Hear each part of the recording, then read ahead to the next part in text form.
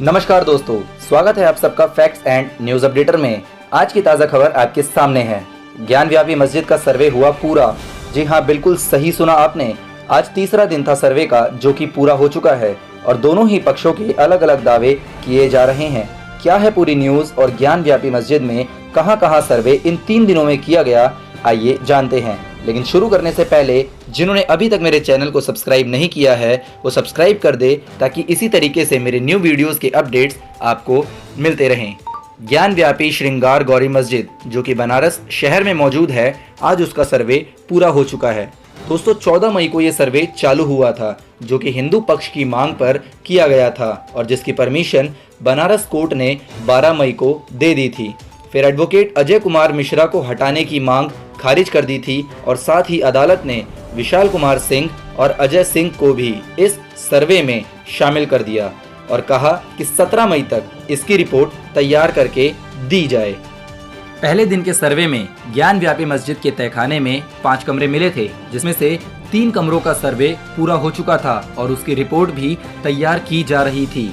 और पहले दिन का सर्वे पूरा होने के बाद हिंदू पक्ष ने कहा कि 40% सर्वे पूरा हो चुका है और उम्मीद के मुताबिक सर्वे बिल्कुल सही रहा। और दूसरी तरफ पहले दिन के सर्वे में असाउद्दीन ओवैसी ने 2 बड़े बयान दिए। एक सर्वे से पहले कहा कि ज्ञानव्यापी मस्जिद का सर्वे असंवैधानिक है, क्योंकि हमारे देश का कानून है 15 अगस्त 1947 के बाद जो मंदिर, मस्जिद या चर्च जैसा था वैसा ही रहेगा। और इसके बाद जैसे ही पहले दिन का सर्वे पूरा हुआ, तब फिर ओवैसी का बयान आया कि बाबरी छीन ली, लेकिन ज्ञानव्यापी नहीं छीन पाओगे। ज्ञानव्यापी मस्जिद थी और रहेगी। दूसरा दिन यानी कि रविवार के सर्वे में पश्चिमी दीवार, नमाज स्थल, वजू स्थल के अलावा तहखाने के 2 कमरों में भी सर्वे किया गया था। और साथ ही हिंदू पक्ष के वकीलों ने ये बयान दिया था कि सर्वे में जो कुछ भी मिल रहा है वो उनके पक्ष में है, लेकिन कोर्ट के आदेश अनुसार गोपनीयता बनाए रखनी होगी और सीधे कुछ बताने से मना कर दिया।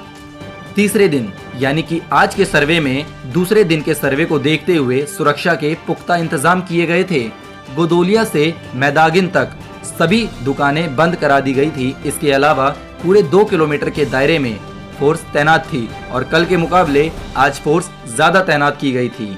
बाहर यूपी पुलिस और पीएसी के जवान लगाए गए थे, तो वहीं परिसर क्षेत्र में सीआरपीएफ तैनात थी।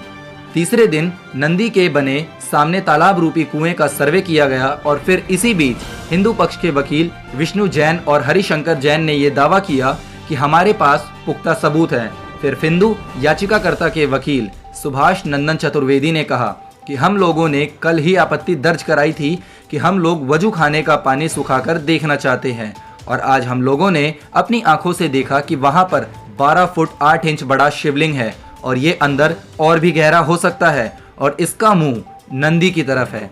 फिर इस सर्वे के खत्म होते ही हिंदू पक्ष ने उस शिवलिंग को सुरक्षित और संरक्षित रखने के लिए उस तालाब को सील करने की मांग करी, क्योंकि ऐसे में कोई भी उसके साथ छेड़छाड़ कर सकता है, जिसे उत्तर प्रदेश के एक अदालत ने मंजूरी भी दे दी और वहां पर किसी के भी आने जाने पर प्रतिबंध लगा दिया गया है और सिर्फ 20 लोगों को ही मस्जिद में जाकर नमाज पढ़ने की अनुमति दी गई।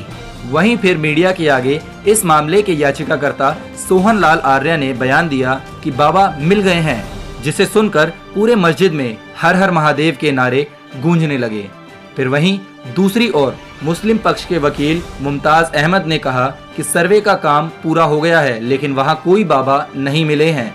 इन लोगों के कहने से कोई फैसला नहीं हो जाएगा। फिर मुमताज अहमद ने कहा कि रिपोर्ट कल अदालत में पेश होगी, फिर जिसे ऑब्जेक्शन करना है वो अदालत जा सकते हैं।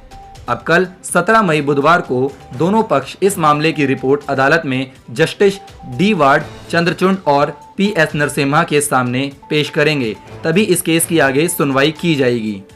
इसी तरह हमारे साथ बने रहिए ताकि मैं आप लोगों को आगे की जानकारी भी दे सकूं, और इस वीडियो को जितना हो सके इतना शेयर करें ताकि सबको ये खबर मिल सके। धन्यवाद दोस्तों, मिलते हैं अगली वीडियो में।